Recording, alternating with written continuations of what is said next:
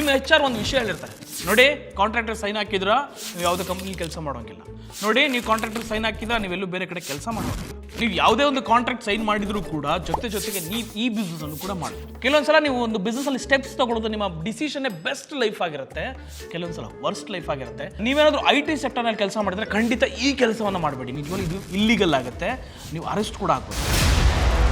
Hi hello ನಮಸ್ಕಾರ, ನೀವು ನೋಡ್ತಾ ಇದ್ದೀರಾ ಬಾಸ್ ವಾಲಾ, ನಾನು ಚಂದನ್. ಎಸ್ ಸರ್, ನೀವು 9 to 5 ಜಾಬ್ ಜೊತೆ ಮಾಡಿಕೊಂಡು ನೀವು ಕೂಡ ಅದನ್ನ ಬಿಸ್ನೆಸ್ ಕೈ ಹಾಕ್ಬೋದಾ ಬೇಡವಾ? ನಿಮ್ಮ HR ಒಂದು ವಿಷಯ ಹೇಳಿರ್ತಾರೆ, ನೋಡಿ ಕಾಂಟ್ರಾಕ್ಟರ್ ಸೈನ್ ಹಾಕಿದ್ರ ನೀವು ಯಾವುದೇ ಕಂಪ್ನಿ ಕೆಲಸ ಮಾಡೋಂಗಿಲ್ಲ, ನೋಡಿ ನೀವು ಕಾಂಟ್ರಾಕ್ಟರ್ ಸೈನ್ ಹಾಕಿದ್ರ ನೀವೆಲ್ಲೂ ಬೇರೆ ಕಡೆ ಕೆಲಸ ಮಾಡೋಂಗಿಲ್ಲ. ಕೆಲವೊಂದ್ಸಲ ನೀವು ಒಂದು ಬಿಸ್ನೆಸ್ ಅಲ್ಲಿ ಸ್ಟೆಪ್ಸ್ ತಗೊಳ್ಳೋದು ನಿಮ್ಮ ಡಿಸಿಷನ್ ಬೆಸ್ಟ್ ಲೈಫ್ ಆಗಿರುತ್ತೆ, ಕೆಲವೊಂದ್ಸಲ ವರ್ಸ್ಟ್ ಲೈಫ್ ಆಗಿರುತ್ತೆ. ಯಾಕಂದ್ರೆ ನಾವು ಕೆಲವೊಂದ್ಸಲ ನಮ್ಮ ಒಂದು 9 to 5 ಜಾಬ್ನೇ ತುಂಬಾ ಸ್ಟಿಕ್ ಆನ್ ಆಗಿರ್ತೀವಿ. ಅದು ಬಿಸ್ನೆಸ್ ಮಾಡಬೇಕಾ ಬೇಡವಾ, ಮಾಡಿದ್ರೆ ನನ್ನ ಕೆಲಸ ಕಳ್ಕೊಬಿಡ್ತೀನಾ ಇಲ್ವಾ? ಎಸ್, ಕೆಲವೊಂದು ವಿಚಾರವನ್ನು ನಾನು ಇವತ್ತು ಎಕ್ಸ್ಪ್ಲೋರ್ ಮಾಡ್ಕೊಡ್ತೀನಿ. ನಿಮ್ಮ HR ಹೇಳಿದ್ರೂ ಕೂಡ, ಇಷ್ಟೆಲ್ಲ ಡೀಟೇಲ್ಸ್ ಇದ್ರೂ ಕೂಡ, ನೀವೊಂದು ಕಾಂಟ್ರಾಕ್ಟ್ ಬೇಸಲ್ಲಿ ಇದ್ರೂ ಕೂಡ, ಅಥವಾ ನೀವೊಂದು ಕಾಂಟ್ರಾಕ್ಟ್ ಸೈನ್ ಹಾಕಿದ್ರು ಕೂಡ ಯಾವ ಬಿಸ್ನೆಸ್ ಮಾಡಬೇಕು, ಯಾವ ಬಿಸ್ನೆಸ್ ಮಾಡಬಾರ್ದು, ಈ ವಿಚಾರವನ್ನು ನಾನು ಹೇಳ್ತೀನಿ. ನೀವು ಯಾವುದೇ ಒಂದು ಕಾಂಟ್ರಾಕ್ಟ್ ಸೈನ್ ಮಾಡಿದ್ರು ಕೂಡ ಜೊತೆಗೆ ನೀವು ಈ ಬಿಸ್ನೆಸ್ ಅನ್ನು ಕೂಡ ಮಾಡ್ಬೋದು. ಅದುವೇ ಡಿಜಿಟಲ್ ಪ್ರಾಡಕ್ಟ್ ಸೆಲ್ಲಿಂಗ್. ನೀವೊಂದು ಬ್ಯೂಟಿಫುಲ್ ಫೋಟೋಗ್ರಫಿ ಮಾಡ್ತೀರಾ, ನಿಮಗೆ ಲೈಟ್ ರೂಮ್ ಬಗ್ಗೆ ತುಂಬ ಚೆನ್ನಾಗಿ ನಾಲೆಡ್ಜ್ ಇದೆ, ಅದರಲ್ಲಿ ನೀವು ಕೂಡ ಚೆನ್ನಾಗಿ ಟೆಂಪ್ಲೇಟ್ಸ್ಗಳ ಫೋಟೋಸ್ಗಳನ್ನು ಮಾಡೋದಾಗಿರ್ಬೋದು, ಅಥವಾ ಎಲ್ಲೋ ಒಂದು ಕಡೆ ಶೂಟ್ಗೆ ಹೋಗಿರ್ತೀರಾ, ಅಥವಾ ಎಲ್ಲೊಂದು ಟೂರಿಸ್ಟ್ಗೆ ಹೋಗಿರ್ತೀರಾ, ಅಲ್ಲಿ ಫೋಟೋಸ್ಗಳನ್ನು ತೊಗೊಂಬಂದು ನೀವು ಕೂಡ ಇಲ್ಲಿ ಅಪ್ಲೋಡ್ಸನ್ನು ಮಾಡಿದ್ರೆ ಒಳ್ಳೆ ದುಡ್ಡನ್ನು ಮಾಡ್ಬೋದು. ಇದು ಕೂಡ ಲೀಗಲ್ ಆಗಿರುತ್ತೆ. ಇಲ್ಲಿ ಯಾವುದೇ ಒಂದು ಕಾಂಟ್ರಾಕ್ಟ್ ಆಗಿರ್ಬೋದು, ಅಥವಾ ನಿಮ್ಮ HR ಏನು ಮಾಡಬೇಡಿ ಅಂತ ಹೇಳಿರ್ತಾರೆ, ಅದರ ಕ್ಲಾಸಲ್ಲಿ ಇದು ಬರೋದಿಲ್ಲ.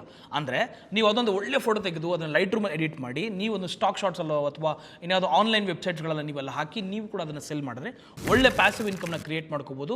ಅಂದರೆ ನೀವು ಕೆಲಸ ಮಾಡ್ತಾ ಜೊತೆಗೆ ಲೀಗಲ್ ಆಗಿ ಈ ಒಂದು ಬಿಸ್ನೆಸ್ ಅನ್ನು ಕೂಡ ನೀವು ಮಾಡ್ಬೋದು. ಇನ್ನು ಎರಡನೇ ಕಾಂಟೆಂಟ್ ಇರೋದೇ ಕಾಂಟೆಂಟ್ ಕ್ರಿಯೇಷನ್. ಎಸ್, ನಿಮಗೊಂದು ಬ್ಯೂಟಿಫುಲ್ ಆಗಿರುವಂಥ ನಾಲೆಡ್ಜ್ ಇದೆ ಯಾವುದೋ ಒಂದು ಬಗ್ಗೆ ಅಂತಂದರೆ ನೀವು ಕೂಡ ಒಂದು ಯೂಟ್ಯೂಬ್ ಚಾನಲ್ನ ಮಾಡಿ, ಒಂದು ಫಿನಾನ್ಸ್ ಬಗ್ಗೆ ಆಗಿರ್ಬೋದು, ಅಥವಾ ಒಂದು ಬಿಸ್ನೆಸ್ ಬಗ್ಗೆ ಆಗಿರ್ಬೋದು, ಅಥವಾ ನೀವು ಯಾವುದೇ ಒಂದು ಐಡಿಯಾಸ್ಗಳನ್ನು ಕೊಡೋದಾಗಿರ್ಬೋದು, ನೀವು ಇದನ್ನ ಯೂಟ್ಯೂಬ್ ಚಾನಲ್ ಮಾಡಿ ಆ್ಯಡ್ಸ್ ಮೂಲಕ, ಪ್ರಮೋಷನ್ಸ್ ಮೂಲಕ, ಸ್ಪಾನ್ಸರ್ಶಿಪ್ ಮೂಲಕ ಇಲ್ಲೂ ಕೂಡ ಒಳ್ಳೆ ಅರ್ನಿಂಗ್ಸ್ ಮಾಡೋದು. ಇದು ಕೂಡ ಯಾವುದೇ HR ಕಡೆ ಕ್ಲಾಸಲ್ಲಿ ಬರೋದಿಲ್ಲ, ಅದು ಕೂಡ ಒಳ್ಳೆ ಅರ್ನಿಂಗ್ಸ್ ಮಾಡ್ಬೋದು ನೀವು ಯೂಟ್ಯೂಬ್ ಚಾನಲ್ನ ಮಾಡಿದ್ರೆ. This is a best idea. Job ಮಾಡ್ಕೊಂಡೇ ಲೀಗಲ್ ಆಗಿ ಒಂದು ಬಿಸ್ನೆಸ್ ಅನ್ನು ಸ್ಟಾರ್ಟ್ ಮಾಡ್ಬೋದು. ನೀವು ಯಾವುದೊಂದು ಬ್ಯಾಂಕಲ್ಲಿ ಕೆಲಸ ಮಾಡ್ತಿರ್ತೀರ ಅಂತ ಇಟ್ಕೊಳ್ಳಿ, ಒಂದು ಎಂಪ್ಲಾಯ್ ಆಗಿರ್ತೀರ, ಅದರಲ್ಲಿ ನೀವು ಒಂದು 9 to 5 ಜಾಬ್ ಅಥವಾ 10 to 6 ಜಾಬ್ ಮಾಡ್ತಾ ಇದ್ದೀರಾ. ಇದ್ರ ಜೊತೆಗೆ ನೀವೇನು ಮಾಡ್ತೀರ, ಒಂದು ರೆಸ್ಟೋರೆಂಟ್ ಬಿಸ್ನೆಸ್ ಅನ್ನು ಮಾಡ್ತೀರಾ.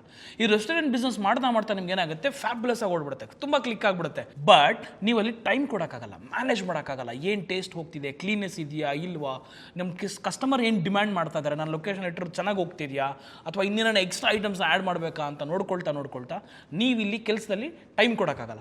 ಇದ್ರ ಜೊತೆಗೆ ನೀವು ಈ ಕಡೆ ರೆಸ್ಟೋರೆಂಟಲ್ಲೂ ಟೈಮ್ ಕೊಡೋಕ್ಕಾಗಲ್ಲ. ಇವೆರಡೂ ಕರೆಕ್ಟಾಗಿ ಬ್ಯಾಲೆನ್ಸ್ ಮಾಡೋಕ್ಕಾಗ್ದಿರ ನಿಮ್ಮ ರೆಸ್ಟೋರೆಂಟ್ ಏನಾಗುತ್ತೆ, ಲಾಸಲ್ಲಿ ಹೋಗುತ್ತೆ.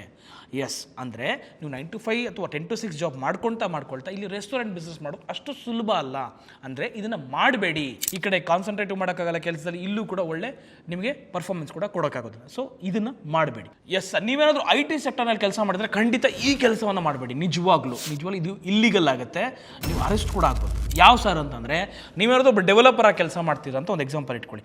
ನೀವು ಒಂದು IT ಕಂಪ್ನಿಲಿ ಕೆಲಸ ಮಾಡ್ತೀರಾ, ಜೊತೆಗೆ ನಿಮಗೆ ಅವ್ರಿಗೆ ಗೊತ್ತಾಗ್ದಿಲ್ದಂಗೆ ನೀವು ಯಾವುದೋ ಒಂದು IT ಒಂದು ಫರ್ಮನ್ನು, ನೀವು ಒಂದು ಕಂಪನಿನ ಸ್ಟಾರ್ಟ್ ಮಾಡಿ ಅವ್ರಿಗೆ ಬರುವಂಥ ಕ್ಲೈಂಟ್ಸ್ಗಳನ್ನ ನೀವು ತೊಗೊಂಡು ನೀವು ಪರ್ಸನಲ್ ಆಗಿ ಏನಾದರೂ ಒಂದು ವರ್ಕೌಟ್ ಮಾಡಿ ಅವ್ರಿಗೆ ಒಂದು ಡೆವಲಪ್ ಮಾಡಿ ಕೊಡೋದಾಯಿತು ಅಂದರೆ, ಅದೇನಾದರೂ ನಿಮ್ಮ ಕಂಪ್ನಿಗೆ ಗೊತ್ತಾಯಿತು ಅಂದರೆ ಇಮ್ಮಿಡಿಯೇಟಾಗಿ ಫೈರ್ ಮಾಡ್ತಾರೆ. ಅಷ್ಟೇ ಅಲ್ಲದೆ ನಿಮ್ಮ ಮೇಲೆ ಲೀಗಲ್ ಕಂಪ್ಲೇಂಟ್ಸ್ ಕೂಡ ಹೋಗುತ್ತೆ. ಇದು ಕೂಡ ನಿಮ್ಮ ಒಂದು ಕಾಂಟ್ರಾಕ್ಟ್ ಕ್ಲಾಸಲ್ಲಿ ಬರುತ್ತೆ. ನೀವು ಒಂದು ಬಿಸ್ನೆಸ್ ಮಾಡಬೇಕಾದ್ರೆ, ನಿಮ್ಮದೇ ಸೆಕ್ಟರ್ನಲ್ಲಿ ಕೆಲಸ ಮಾಡಬೇಕಾದ್ರೆ, ನಿಮ್ಮದೇ ಸೆಕ್ಟರ್ ಕಾಂಪಿಟೇಟರ್ ಆಗಿ ನೀವೇನಾದರೂ ಒಂದು ಬಿಸ್ನೆಸ್ಸನ್ನು ಸ್ಟಾರ್ಟ್ ಮಾಡಿದ್ರೆ ನಿಜವಾಗ್ಲೂ ಇದು ಇಲ್ಲೀಗಲ್. ಅವ್ರು ಯಾವುದೇ ಲೀಗಲ್ ಆ್ಯಕ್ಷನ್ ಕೂಡ ನಿಮ್ಮ ಮೇಲೆ ತೊಗೋಬೋದು, ನೀವು ಕೂಡ ಅರೆಸ್ಟ್ ಕೂಡ ಆಗ್ಬೋದು. ಯಾಕಂದರೆ ಅವ್ರಿಗೆ ಬರ್ತಿರುವಂಥ ಕ್ಲೈಂಟ್ಸ್ನ ನಿಮ್ಮ ಒಂದು ಬಿಸ್ನೆಸ್ ಕನ್ವರ್ಟ್ ಮಾಡಿ ನೀವು ಈ ರೀತಿಯನ್ನು ಮಾಡಿದರೆ ದಟ್ ಈಸ್ ಇಲ್ಲೀಗಲ್. ಈಗ ನಾನು ಹೇಳೋದು, ನೀವು ಬಿಸ್ನೆಸ್ ಮಾಡೋಕ್ಕೆ ಮುಂಚೆ ಏನೇನೆಲ್ಲ ನೋಡ್ಕೋಬೇಕು ಅಂದರೆ, ನೀವು ಆಫೀಸಲ್ಲಿ ಕೆಲಸ ಮಾಡ್ತಾ ಏನೇನ ನೋಡಿಕೊಂಡ್ರೆ ನಾನು ಈ ಬಿಸ್ನೆಸ್ಸಲ್ಲಿ ಕ್ಲಿಕ್ ಆಗ್ಬೋದು ಅಥವಾ ಈ ಬಿಸ್ನೆಸ್ಸನ್ನು ಮಾಡ್ಬೋದು ಲೀಗಲ್ ಆಗಿ ಅಂದರೆ, ಮೊದಲನೇದಾಗಿ ನಿಮ್ಮ HR ಹತ್ರ ನೀವೇನು ಕಾಂಟ್ರಾಕ್ಟ್ ಸೈನ್ ಮಾಡಿರ್ತೀರ ಆ ವಿಷಯನ ಮೊದಲನೇ ತಿಳ್ಕೊಳ್ಳಿ. ಅಂದರೆ HR ಪಾಲಿಸೀಸ್ಗಳಿರುತ್ತೆ ಏನಂತ ಇದೆ ತಿಳ್ಕೊಳ್ಳಿ. ಅಂದರೆ HR ಕೊಡುವಂಥ ಕಾಂಟ್ರಾಕ್ಟಲ್ಲಿ ನಾನು ಯಾವ ಬಿಸ್ನೆಸ್ ಮಾಡ್ಬೋದು, ಯಾವ ಬಿಸ್ನೆಸ್ ಮಾಡಬಾರ್ದು, ಅಥವಾ ಯಾವುದು ಲೀಗಲ್ಲು ಯಾವುದು ಇಲ್ಲೀಗಲ್ ನಾನು ಇಲ್ಲಿ ಮಾಡಿದ್ರೆ ಅನ್ನೋ ಒಂದು ವಿಚಾರವನ್ನು ಡೀಟೇಲಾಗಿ ನೀವು ತಿಳ್ಕೊಂಡ್ರೆ ಇಂಥ ಬಿಸ್ನೆಸ್ಗಳನ್ನು ನೀವು ಮಾಡ್ಬೋದು. ಮೊದಲನೇದಾಗಿ ನೀವು ನೋಡ್ಕೋಬೇಕಾಗಿರುತ್ತೆ ನಿಮ್ಮ ಕಾಂಟ್ರಾಕ್ಟ್ ಸೈನ್ ಮಾಡಿರೋದು. ನೀವು ಯಾವ ಬೇಸಿಸಲ್ಲಿ ಕೆಲಸ ಮಾಡ್ತಿರ್ತೀರಿ. ಫಾರ್ ಎಕ್ಸಾಂಪಲ್ IT ಕಂಪ್ನಿ ಕೆಲಸ ಮಾಡಿದ್ರೆ ನೀವು IT ವಾಪಸ್ ಬಿಸ್ನೆಸ್ ಮಾಡೋ ಹಾಗಿಲ್ಲ, ಅಥವಾ ಇನ್ಯಾವುದೋ ಒಂದು ಸೆಕ್ಟರ್ನಲ್ಲಿ ಕೆಲಸ ಮಾಡಿದ್ರೆ ಸೇಮ್ ಸೆಕ್ಟರ್ನಲ್ಲಿ ನೀವು ಕೆಲಸ ಮಾಡೋ ಹಾಗಿಲ್ಲ. ಒಂದು TV ಆ್ಯಂಕರ್ ಆಗಿರ್ತದೆ, ಸೇಮ್ ಇನ್ನೊಂದು ಚಾನಲ್ ನೀವು ಆ್ಯಂಕರಾಗಿ ಕೆಲಸ ಮಾಡೋಂಗಿಲ್ಲ. ಸೊ ಈ ರೀತಿ ಒಂದಷ್ಟು ಕಾಂಟ್ರಾಕ್ಟ್ ಮಾಡ್ಕೊಂಡಿರ್ತಾರೆ ನಿಮ್ಮಲ್ಲಿ, ಯಾಕಂದರೆ ಒಂದು ಹೈರ್ ಮಾಡಬೇಕಾದ್ರೆ. ಇದನ್ನು ನೀವು ಮೊದಲನೇದಾಗಿ ತಿಳ್ಕೊಬೇಕಾಗತ್ತೆ, ಯಾವುದನ್ನು ಮಾಡಬೇಕು ಯಾವುದನ್ನು ಮಾಡಬಾರ್ದು ಅಂದರೆ ನಿಮ್ಮ HR ಪಾಲಿಸೀಸು ಅಥವಾ ನಿಮ್ಮ HR ಕಾಂಟ್ರಾಕ್ಟ್ನ ನೋಡಿಕೊಂಡ್ರೆ ಒಳ್ಳೆಯದು. ಅದೇನಾದ್ರು ಇಲ್ಲಿಗಲ್ ಆಯಿತು ಅಂದರೆ ಅವರು ತುಂಬ ಲೀಗಲ್ ಆ್ಯಕ್ಷನಲ್ಲೆಲ್ಲ ಹೋಗ್ತಾರೆ. ನಿಮ್ಮ ಬಿಸ್ನೆಸ್ ಜೊತೆಗೆ ಯಾವುದನ್ನು ಮಾಡಬಹುದು ಅಂತ ಅಂದರೆ ಹೇಗೆ ಮ್ಯಾನೇಜ್ ಮಾಡಬೇಕು ಅನ್ನೋದು ನಾನು ಒಂದು ಎಕ್ಸಾಂಪಲ್ ಕೊಡ್ತೀನಿ. ನೀವು ಅದೊಂದು ಜ್ಯುವೆಲರಿ ಶಾಪಲ್ಲಿ ಕೆಲಸ ಮಾಡ್ತಿರ್ತೀರ, ಜೊತೆಗೆ ನೀವು ಇನ್ನೊಂದು ಬಿಸ್ನೆಸ್ನ ಸ್ಟಾರ್ಟ್ ಮಾಡ್ತಿರ್ಬೇಕಾದ್ರೆ ಅವರ ಒಂದು ಜಾಬನ್ನು ನೀವು ಕೆಲಸ ಮಾಡೋ ಟೈಮಲ್ಲಿ ನಿಮ್ಮ ಒಂದು ಕೆಲಸದನ್ನು ನೋಡ್ಕೊಳ್ಳೋದಲ್ಲ, ಅಂದರೆ ನಿಮ್ಮ ಬಿಸ್ನೆಸ್ನ ಮ್ಯಾನೇಜ್ ಮಾಡೋದು, ಇದು ತಪ್ಪಾಗುತ್ತೆ. ಅಥವಾ ನೀವು ಒಂದು ಬಿಸ್ನೆಸ್ಸನ್ನು ಮಾಡ್ತಿರ್ಬೇಕಾದ್ರೆ ನಿಮ್ಮ ಬಿಸ್ನೆಸ್ ಟೈಮ್ ಏನಿದೆ ಅಂತ ತಿಳ್ಕೊಳ್ಳಿ. ಅಂದರೆ ಅವ್ರ ಬಿಸ್ನೆಸ್ ಮುಗಿಸಿ 9 to 5 ಜಾಬ್ ಏನಾಯಿತು ಅಂದರೆ ಅಲ್ಲಿ ಮುಗಿಸಿ ಆಫ್ಟರ್ 6 o'clock ಮೇಲೆ ನೀವು ಬಿಸ್ನೆಸ್ಸನ್ನು ಮಾಡಬೇಕಾಗತ್ತೆ.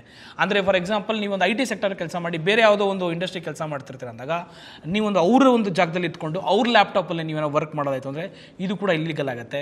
ಅಷ್ಟೇ ಅಲ್ಲದೆ ನೀವು ಮಾಡುವಂಥ ಕೆಲಸ ಅಂದರೆ ನೀವು ಮಾಡುವಂಥ ಬಿಸ್ನೆಸ್ಸು ನೀವು ಈಗ ಪ್ರೆಸೆಂಟ್ 9 to 5 ಜಾಬ್ ಏನು ಮಾಡ್ತಿರ್ತೀರಿ ಅಲ್ಲಿಗೆ ಅಫೆಕ್ಟ್ ಆಗಬಾರ್ದು. ಸೊ ಇವೆಲ್ಲವನ್ನು ನೋಡಿಕೊಂಡ್ರೆ ಒಂದು ಲೀಗಲ್ ಆಗಿ ನೀವು ಕೂಡ ಒಂದು ಬಿಸ್ನೆಸ್ಸನ್ನು ಮಾಡ್ಬೋದು 9 to 5 ಜಾಬ್ ಮಾಡಿಕೊಂಡೇನೆ. ನೀವು ಬಿಸ್ನೆಸ್ ಮಾಡ್ತಿದ್ರು ಕೂಡ ನಿಮ್ಮ ಕಂಪ್ನಿ ಇದನ್ನು ಅಲೋ ಮಾಡ್ತಿಲ್ಲ ಅಂದರೆ ಈ ಒಂದು ಸ್ಟೆಪ್ಸ್ನ ನೀವು ಫಾಲೋ ಮಾಡ್ಕೋಬೇಕು. ಎಸ್, ನೀವು ಅದೊಂದು ಬಿಸ್ನೆಸ್ ಮಾಡ್ತಿದ್ದೀರಾ ಅಂತಂದರೆ ನೀವು ನಿಮ್ಮ ಹೆಸರಲ್ಲಿ ಮಾಡೋಕ್ಕೆ ಹೋಗ್ಬಿಡಿ, ಅದನ್ನು ನಿಮ್ಮ ಫ್ಯಾಮಿಲಿಲೋ ಅಥವಾ ನಿಮ್ಮ ಅಣ್ಣ ತಂಗಿ ಅಪ್ಪ ಅಮ್ಮ ಇವ್ರ ಹೆಸರಲ್ಲಿ ಬಿಸ್ನೆಸ್ಸನ್ನು ಸ್ಟಾರ್ಟ್ ಮಾಡಿ. ಒಳ್ಳೆ ಗೈಡೆನ್ಸನ್ನು ತೊಗೊಳ್ಳಿ, ಯಾವ ರೀತಿ ಬಿಸ್ನೆಸ್ನ ಸ್ಟ್ರಕ್ಚರ್ ಮಾಡ್ಕೊಂಡ್ರೆ ಒಳ್ಳೆಯದು, ನನಗೆ ಇದು ನನ್ನ ಕಂಪನಿ ಪಾಲಿಸಿಗೆ ಅಫೆಕ್ಟ್ ಆಗೋದಿಲ್ಲ ಅಂತ ತಿಳ್ಕೊಂಡು ನೀವು ಬಿಸ್ನೆಸ್ನ ಸ್ಟಾರ್ಟ್ ಮಾಡಿ. ಅಷ್ಟೆಲ್ಲ ಕೆಲವೊಂದು ವಿಷಯಗಳು ಏನಾಗುತ್ತೆ, ಕೆಲವು ಕಂಪ್ನಿಗೆ ಗೊತ್ತಿರುತ್ತೆ ಬಟ್ ಅವ್ರು ರೆಸ್ಪಾನ್ಸ್ ಮಾಡೋಕ್ಕೆ ಹೋಗ್ತೀರಾ ಅಂದರೆ ನೀವು ನಿಮ್ಮ ಒಂದು ವರ್ಕಲ್ಲಿ ಪರ್ಫಾರ್ಮೆನ್ಸ್ ಚೆನ್ನಾಗಿ ಇಟ್ಕೊಳ್ಳಿ, ಇದ್ರ ಜೊತೆಗೆ ನೀವು ಬಿಸ್ನೆಸ್ಸನ್ನು ಕೂಡ ಮಾಡ್ತಾ ಹೋಗ್ಬೋದು. ಇದು ಇಲ್ಲಿಗಲ್ ಆಗೋದಿಲ್ಲ. ಯಾಕಂದರೆ ನೀವು ಒಂದು ಬಿಸ್ನೆಸ್ಗೆ ತುಂಬಾ ಪರ್ಫಾರ್ಮೆನ್ಸ್ ಕೊಡ್ತಿರ್ತೀರ, ಜೊತೆಗೆ ಈ ಬಿಸ್ನೆಸ್ಸನ್ನು ಮಾಡ್ತಿರ್ತೀರ, ಇದು ನಿಮ್ಮ ಹೆಸರಲ್ಲಿ ಇರೋದಿಲ್ಲ, ನಿಮ್ಮ ತಂದೆ ತಾಯಿ ಹೆಸರಲ್ಲೋ ಅಥವಾ ನಿಮ್ಮ ಅಣ್ಣ ತಂಗಿರ ಹೆಸರಲ್ಲೋ ಏನೋ ಇರುತ್ತೆ. ನೀವು ಇಲ್ಲಿ ಲೈಟಾಗಿ ನೀವೇನು ಯೋಚನೆ ಮಾಡಬೇಕು ಅಂದರೆ ನಾನು ನನ್ನ ಪರ್ಫಾರ್ಮೆನ್ಸಲ್ಲಿ ಏನು ಡ್ರಾಪ್ ಮಾಡ್ಕೋಬಾರ್ದು, ಇಲ್ಲೂ ಕೆಲಸ ಮಾಡಿಕೊಂಡು ಅಲ್ಲೂ ಕೂಡ ನೀವು ಒಂದು ಕೆಲಸವನ್ನು ಮಾಡ್ಕೋಬೋದು. ಇದು ಇಲ್ಲಿಗಲ್ ಆಗೋದಿಲ್ಲ, ಇದು ಬೆಸ್ಟ್ ಐಡಿಯಾ. ನೀವು ಅಲೋ ಮಾಡೋದಿಲ್ಲ ಕಂಪ್ನಿ ಅಂದರೂ ಕೂಡ ಈ ಬಿಸ್ನೆಸ್ ಸ್ಟ್ರಾಟಜಿನ ಯೂಸ್ ಮಾಡಿ ನಿಮ್ಮ ಬಿಸ್ನೆಸ್ನ ಇಂಪ್ರೂವ್ ಮಾಡ್ಕೋಬೋದು. ಸರ್ ನಾನು ಜಾಬ್ ಮಾಡ್ತಾ ಇದ್ದೀನಿ, ನನ್ನ ಬಿಸ್ನೆಸ್ಸು ಕೂಡ ತುಂಬ ಚೆನ್ನಾಗಿ ಹೋಗ್ತಿದೆ ಸರ್, ನಾನು ಯಾವಾಗ ಸರ್ ಕ್ವಿಟ್ ಮಾಡೋದು ಅಂತ ನಿಮ್ಗೆ ಐಡಿಯಾ ಬೇಕು ಅಂದರೆ ನಾನು ಹೇಳ್ತೀನಿ. ಎಸ್ ಸರ್, ನಿಮ್ಮ ಬಿಸ್ನೆಸ್ ಸೂಪರ್ ಆಗಿ ಹೋಗ್ತಿದೆ, ನಾನು ಇನ್ನೂ ಅದನ್ನು ನೆಕ್ಸ್ಟ್ ಲೆವೆಲ್ಗೆ ತೊಗೊಂಡು ಹೋಗಬೇಕು ಅಂತಂದರೆ ನೀವು ದುಡಿತಿರುವಂಥ ಸಂಬಳಕ್ಕಿಂತ 2 ಪಟ್ಟು ನಿಮಗೆ ರಿಟರ್ನ್ ಸಿಗ್ತಿದೆ ಅಂದರೆ ನೀವೊಂದು ಆ ಒಂದು ಆಫೀಸಲ್ಲಿ ಏನು ಕೆಲಸ ಮಾಡ್ತೀರಿ ಅಲ್ಲಿ ಕ್ವಿಟ್ ಮಾಡ್ಬೋದು. ಅಷ್ಟೇ ಅಲ್ಲದೆ ನಿಮಗೆ 6 ತಿಂಗಳ ಸೇವಿಂಗ್ಸ್, ಅಂದರೆ ನೀವೊಂದು ಹೊರಗಡೆ ಬಂದರೂ ಕೂಡ ಒಂದು ಆಫೀಸಿಂದ ಹೊರಗಡೆ ಬಂದು ಅಥವಾ ಜಾಬ್ನ ಕ್ವಿಟ್ ಮಾಡಿ ಹೊರಗಡೆ ಬರ್ತೀವಿ ಅಂದರೂ ಕೂಡ 6 months ಸೇವಿಂಗ್ಸ್ ಇತ್ತು ಅಂದರೆ ನೀವು ಕೂಡ ಜಾಬನ್ನು ಕ್ವಿಟ್ ಮಾಡ್ಬೋದು. ಅಷ್ಟೇ ಅಲ್ಲದೆ ಇನ್ನು ಲಾಸ್ಟ್ ಪಾಯಿಂಟು, ನೀವೊಂದು ಜಾಬ್ನ ಕ್ವಿಟ್ ಮಾಡಿ ಹೊರಗಡೆ ಬಂದ ಮೇಲೆ ನಿಮ್ಮ ಬಿಸ್ನೆಸ್ನ ಗ್ರೋತ್ ಮಾಡೋದಕ್ಕೆ ಐಡಿಯಾಸು ಸ್ಟ್ರಾಟಜೀಸ್ಗಳು ನಿಮ್ಗೆ ಗೊತ್ತಿದ್ರೆ ನೀವು ನಾಳೆನೇ ನಿಮ್ಮ ಜಾಬ್ನ ಕ್ವಿಟ್ ಮಾಡಿ ನಿಮ್ಮ ಬಿಸ್ನೆಸ್ನ ಇನ್ನೊಂದು ನೆಕ್ಸ್ಟ್ ಲೆವೆಲ್ಗೆ ತೊಗೊಳ್ಳೋ ಕೆಪಾಸಿಟಿ ಇದು ಅಂದರೆ ನೀವು ಜಾಬನ್ನು ಕ್ವಿಟ್ ಮಾಡಿ ನೆಕ್ಸ್ಟ್ ಡೇನೇ ನೀವು ನಿಮ್ಮ ಬಿಸ್ನೆಸ್ ಗ್ರೋತ್ನ ಅಥವಾ ಕೆರಿಯರ್ನ ಗ್ರೋತ್ ಮಾಡ್ಕೋಬೋದು.